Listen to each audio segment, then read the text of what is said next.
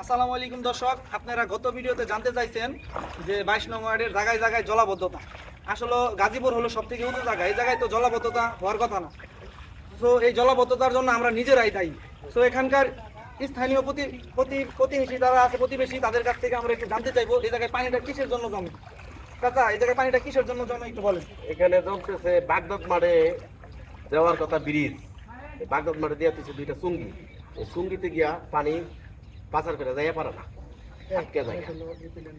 দর্শক শুনতেই পারতেছেন যে বিভিন্ন সমস্যার কারণে, বিভিন্ন ড্রেনেজ প্রবলেমের কারণে পানিগুলা ঠিকভাবে যাইতে পারতেছে না। আর এই পাশে গুচ্ছগ্রাম, খাসপাড়া, বড়জলার মানুষ মানে কয়েকশো পরিবার এখন পানিবন্দী। সো ভিডিওটি যে যেখান থেকে দেখবেন আমার এই ভিডিওটি শেয়ার করে দিয়ে মাননীয় জেলা প্রশাসক যে আছে সে যেন এটার একটা সুদৃষ্টি দেয়, সেটা আমরা সবাই কামনা করতেছি। চাচা, এটার মূলত সমস্যাটা কি একটু বলেন তো। মূলত সমস্যা এই যে বাগদাদের মাঠে এই জায়গার মধ্যে একদম চুঙ্গি চাপাই দিছে, যার কারণ পানি যাইতে পারে না। আর সামনে আবার ইপিলেনের আছে, ইপিলেনের যে চুঙ্গি আছে ওইটার লিগে পানি পুরোটা যাইতে পারে না, যার কারণ জায়গায় জায়গায় পানির বাধা বইরে গেছে। সমস্যা এটাই।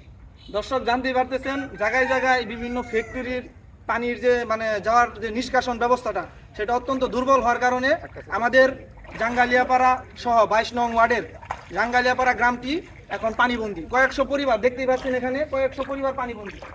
এখন আপনি একটু বলবেন দাদা। আমাদের এই জায়গাটা বিভিন্ন এলাকা থেকে পানি আসে।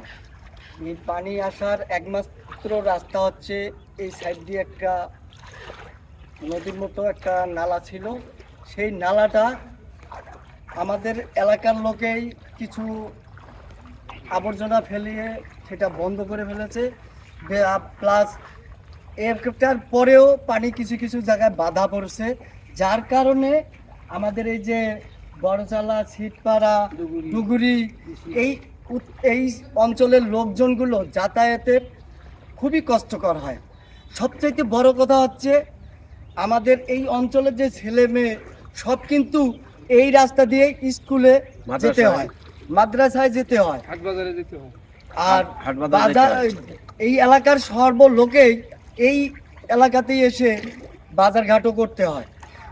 এই পানি প্রতিদিন কোমর পানি পর্যন্ত যাতায়াত করে এই ছেলে মেয়েগুলো স্কুলে মাদ্রাসায় যেতে হয় এবং বাজারঘাটও করতে হয়।